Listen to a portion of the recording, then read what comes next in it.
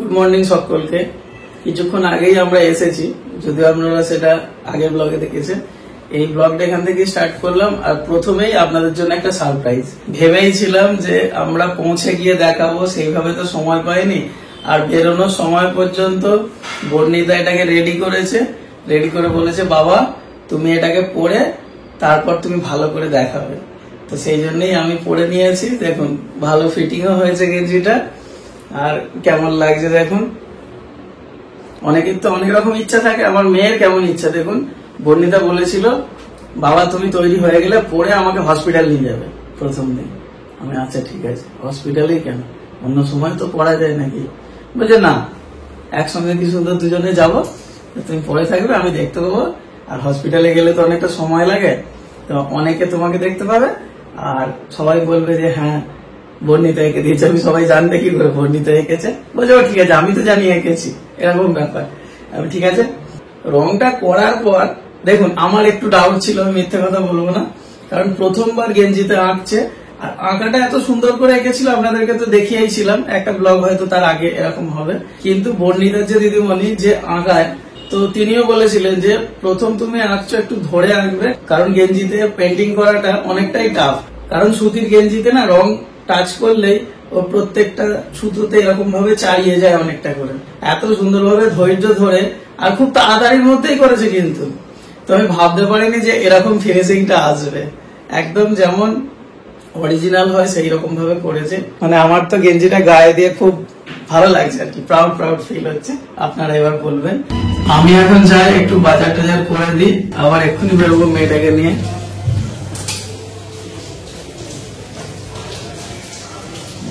বাইরে বৃষ্টি হচ্ছে, মান্থার প্রভাবে এখানেও বৃষ্টি হচ্ছে। অনেক কিছু আছে। সরষের তেল 250। हाँ हाँ हाँ सब अंदर है। सरसों तेल हाँ, और मसूर दाल 250। आलू 3 केजी। वाह ठीक है। अंदर का नून है, नून लवण नमक है ना। हाँ नमक 250 मसूर दाल। हाँ हल्दी पाउडर 50 ग्राम। 8 इडली और 4 डोसा, बस हो जाएगा। সবাই দেখছিল রাস্তা দিয়ে।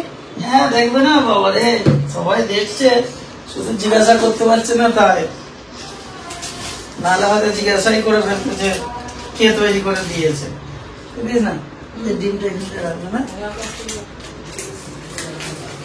আপাতত ওই ইডলি ধোসা, ইডলি এনেছি 8টা ইডলি 4টে ধোসা, তোমার আজকের মতন বাজার করে দিয়েছে।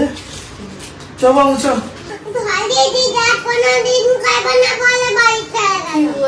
বাবা আর 2 মেয়ে মিলে এখন ব্রেকফাস্ট চলছে, আর ব্রেকফাস্টে আমাদের আছে ধোসা ইডলি।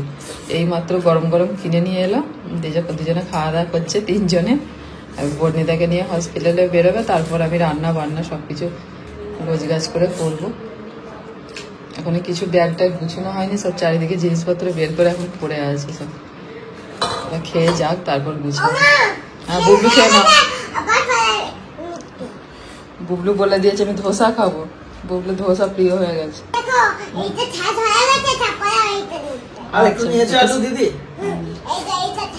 এটা শেষ হয়ে গেছে। দিদি তো সোনা মেয়ে, ওই জন্য খেয়ে নিচ্ছে। তুমি তো সোনা মেয়ে। বুবলু কি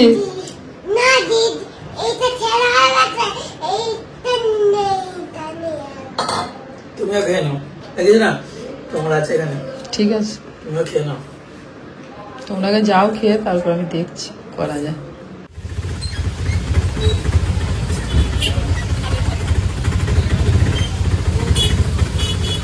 প্রচন্ড ভিড় রাস্তায় সকালবেলা।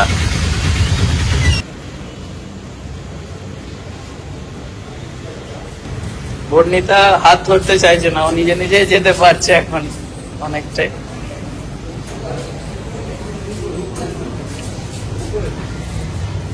दबाओ, प्रेस करो, जोर से दबाओ, जोर से।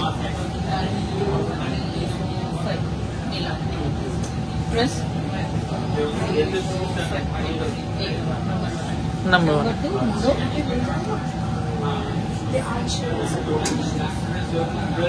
See.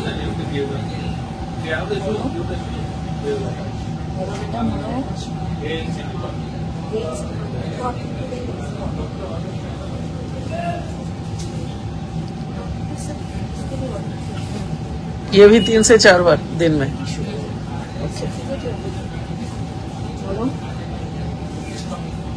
এই ব্যায়ামটা 20 বার। 1, 2, 3, 4, 5. ऊपर करो, प्रेस करके उठाओ। प्रेस करके उठाओ। उठाओ, ऊपर उठाओ और उठाओ। ऐसे पकड़ो। 1, 2, 3, 4, 5 डाउन।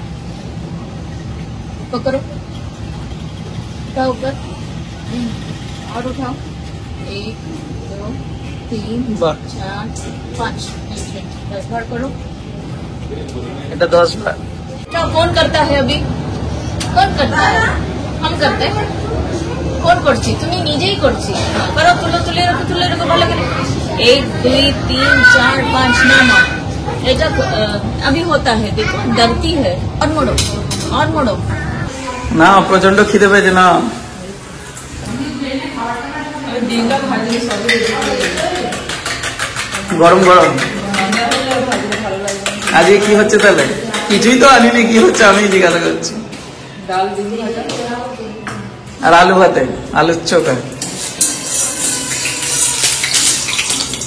জল ছিল নাকি?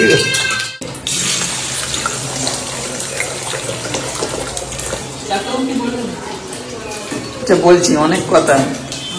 হ্যাঁ একটু খাওয়া দাওয়া করে নি, ধীরে সুস্থ বলছে। হ্যাঁ বর্ণিতাকে অনেক ব্যায়াম ট্যাম করিয়েছে, ওকে একটু পার ব্যথা হয়ে গেছে, একটু রেস্ট নিয়ে নেয়, খাওয়া দাওয়া করে নি। ডাক্তারবাবুকে দেখিয়ে ডাক্তারবাবু এক্সরে করতে বলেছিলেন, এক্সরেটা করা হয়েছে। তো এক্সরে রিপোর্টটা ডাক্তারবাবু আজকেই দেখবেন। তো লাঞ্চ করতে গেছেন, যার জন্য ওখান থেকে আমাদেরকেও বলে যে তোমরাও খাওয়া দাওয়া করে এসো। তো ডাক্তারবাবু আজ 4টে পর্যন্ত তো ডাক্তারবাবু থাকবেন, তো তার মধ্যে আসতে বললেন। আর বর্ণিতার প্রচন্ড খিদে পেয়ে গেছে, সকালে তো আমরা ওই ইডলি ধোসা কিছু খেয়ে বেরিয়েছিলাম। ওই 8:30টার সময় আমাদের অ্যাপয়েন্টমেন্টের টাইম ছিল, তো তখন থেকে এখন প্রায় 2-2:30 বেজে গেছে। প্রচন্ড খিদে পেয়ে গেছে দুজনেরই, তো সেই জন্যে আমরা খেতে চলে এসেছি। খাওয়া দাওয়া করে তারপর আবার আমরা যাব। আজকের অপূর্ব রান্না বান্না, ও খিদের জ্বালায় হালকা হালকা করে কাঁচা লঙ্কা পেঁয়াজ দিয়ে ডিম ভাজা, ভাত, আলুর চোখা, পাতিলেবু শশা, আর পাতলা পাতলা করে মুসুর ডাল। এই তুমিও খাওনি? না আমি ভাবছি হয়তো যে তুমি আর বুবলু খেয়েছো। না, বুবলুকে খাইয়ে দিয়েছিলাম। আমি আচ্ছা। খাই নাই, তোমরা এলে একসঙ্গে খাই। না না না না, বুঝতে পারছি না, তোমরা শুরু করো। হ্যাঁ খাওয়া দাওয়া করে বর্ণিতাকে নিয়ে আবার বেরিয়ে পড়েছি। ভুলে নিয়ে চলে যাচ্ছিল অটোওয়ালা, দেখলি পার করে। ও গ্যাসের সিলিন্ডার শেষ হয়ে গেছে, বাড়িতে ফোন করেছে, ও সেই টেনশনে হসপিটালের গেট পার করে চলে যাচ্ছে। বলছে সরি, কি হলে চলে যাচ্ছে কেন?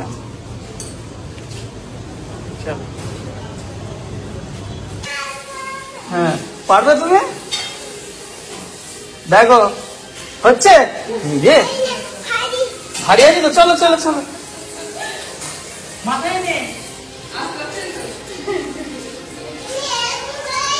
গরম করে যাবে, আস্তে আস্তে গিয়ে রাখো ওখানে ঘরে।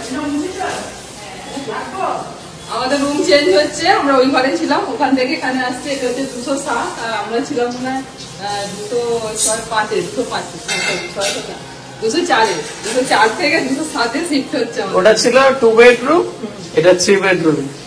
কারণ 2 বেডরুমে খুব অসুবিধা হচ্ছে, আর জন্য বড় ঘরটা নিয়েছি। সরাসরি আমাদের এই রুমেই আসার কথা ছিল, কিন্তু যে সময় এলাম সেই সময় রুমটা অ্যাভেলেবেল ছিল না। দাদা বললে যে ভোরবেলাতে এসেছিলাম, তখন বললো দাদা যে একটু থেকে যাও, তারপরে যখন ফাঁকা হয়ে যাবে, আজকে একজন বেরোনোর কথা আছে, তো তারা গেলেই তো আপনাদেরকে আবার রুমটা দিয়ে দেবো। তো এখন খালি হলো। একটু ট্রেনের কিছু প্রবলেম ছিল, যারা যাওয়ার কথা ছিল দুপুরের দিকে। টমেটোটা কেটে দিতে ভুলে গেছি। ও টমেটোটা বাকি পড়ে গেছে। দুপুরবেলা আমাদের তো ভাত, ডাল আর ডিম ভাজা হয়েছিল, আর এখন হচ্ছে একটুখানি আলু চচ্চড়ি করছি, টমেটো পেঁয়াজ কাঁচা লঙ্কা দিয়ে। ওটা দিয়ে রাত্রে মুড়ি খাওয়া হবে। দুপুরে তো ভাতও আছে, দুপুরে বর্ণিটা খেয়ে নেবে, ডাল আছে। বর্ণিটা আলু চচ্চড়ি করে আবার মুড়ি খেতে ভালোবাসে, ও মুড়ি খাবে। হ্যাঁ না, বুবু আমাদের প্রচন্ড কাজ করছে, ট্রান্সফার করছে জিনিসপত্র।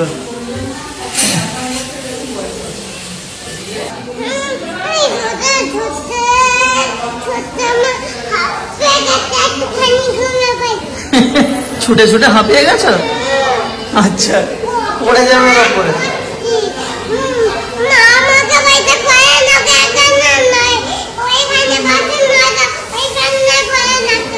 আচ্ছা ঠিক আছে, একটু রেস্ট নাও, তারপর আমার কাজ করবে। হ্যাঁ আচ্ছা, কত কষ্ট হচ্ছে, কত কাজ হচ্ছে, জোরে জোরে হাঁপিয়ে গেছে। আস্তে আস্তে নিয়ে যাও। এই আবার ডিরেকশনটা ঠিক করছে, ওই যে বেঁকে যাচ্ছে, দেখো সোজা করে ফেললো। ঠিক আমি ওটাই ভাবছিলাম। বাপরে কত কাজ করছে আমার মেয়েটা। ও গুবলু ছিল। আর দিদি কি করছে? দিদি ও, তুমি হাঁপিয়ে গেছো, আবার আবার রেস্ট নিয়ে নাও। আচ্ছা রেস্ট নেওয়া আনতে হবে না, আমি আনছি বই। নতুন ঘরে আবার শিফট হয়ে গেছি, সবকিছু কৃষ্ণা আবার গোছগাছ করে নিয়েছে সুন্দর করে। ওই রুমটাতে ঠিকঠাক ভাবে গোছগাছ মানে সময় হয়ে ওঠেনি। আর ওই এই যে হোটেলের দাদা বলে দিয়েছিলেন যে মোটামুটি অল্প জিনিস বের করবেন, কারণ যে কোনো মুহূর্তে খালি হয়ে গেলে আবার সেগুলো গুছিয়ে নিয়ে আসতে হবে। তাও রান্না বান্না করতে গেলে যেসব জিনিসগুলো লাগবে সেগুলো তো সব বের করে রাখতেই হবে। সেগুলোকে আবার এই রুমে নিয়ে আসতে একটু সময় লাগলো। তো বুবলু তো প্রচন্ড কাজ করেছে, চুপচাপ বসতে দিলেই বিপদ, কাজ দিলে ও ঠিকঠাক থাকছে। তো আপনাদেরকে বর্ণিতার খবরাখবরটাও দিয়ে দিই। বর্ণিতার এক্সারসাইজটা হয়েছে, যে এক্সারসাইজ গুলো দেখানো হলো ওকে ওখানকার ডাক্তার দ্বারা, তো সেগুলোকে ধীরে ধীরে স্ট্রেংথের জন্য আর কি, ওই যে হাঁটুর স্ট্রেংথের জন্য এক্সারসাইজ দিয়েছে, সেগুলো রুমের মধ্যে করতে দিয়েছে। প্লাস পরপর আরো 2-3 দিন ওখানে গিয়ে ওনারা ইমপ্রুভমেন্টটা দেখবেন যে কেমন কি হচ্ছে। তো ডাক্তারবাবুকে দেখানো হলো, ডাক্তারবাবু তো খুব তাড়াহুড়ো ছিল, তো শেষের দিকে এসে গেছিল, তখন ডাক্তারবাবুকে দেখালাম। তো কোনো কারণে এক্স-রে রিপোর্টটা আজকে জেনারেট হয়নি। উনি বলেছেন যে অসুবিধা নেই, আগে ওর যে হাঁটুর যে স্ট্রেংথের এক্সারসাইজ গুলো সেগুলো ভালো করে করে তো আস্তে আস্তে রিভিউ করতে থাকবেন। প্রতিদিনই একবার করে ওখানে যাওয়া হবে। আমরা যে কদিন আছি আপাতত বলেছে 3 দিন, তারপর কতটা বাড়াবে কমাবে সেটা তো বর্ণিতার সিচুয়েশনের উপর নির্ভর করছে, কেমন কি পাটা থাকে, বা ওনারা দেখতে চাইছেন যে কতটা ইমপ্রুভমেন্ট হচ্ছে। তো সেই জন্যই আমাদেরকে বলেছিলেন 1 সপ্তাহ সময় নিয়ে আসতে। তো সেটার উপরে নির্ভর করছে যে কবে আমাদেরকে ছুটি দেবে বা কি হয়। তো এক্স-রে রিপোর্টটা পাওয়া গেলে জানতে পারলে আমাদের আর কি মনটা আরো একটু ভালো হতো। তো যাই হোক, এখন এক্সারসাইজ গুলো এই মাত্র আমি একটু এক্সারসাইজ করালাম এই রুমের মধ্যে, তো ঠিকঠাকই করতে পারছে। এই তো জাস্ট ও পাটা ভাঁজ করতে আজকে থেকেই শুরু করলো ডাক্তার দেখানোর পরে।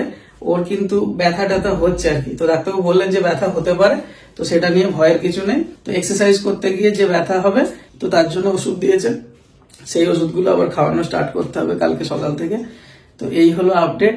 আপাতত বিশেষ কিছু চিন্তার নেই, এবার দেখা যাক কতদিনে কি ইমপ্রুভমেন্ট হয়, কতটা করতে পারে তার উপর তো নির্ভর করছে আমাদের আবার ফেরাটা। এই মাত্র এলাম, মানে এখানে না এলেই আর কি মনে হয় এবার কবে বাড়ি যাবো।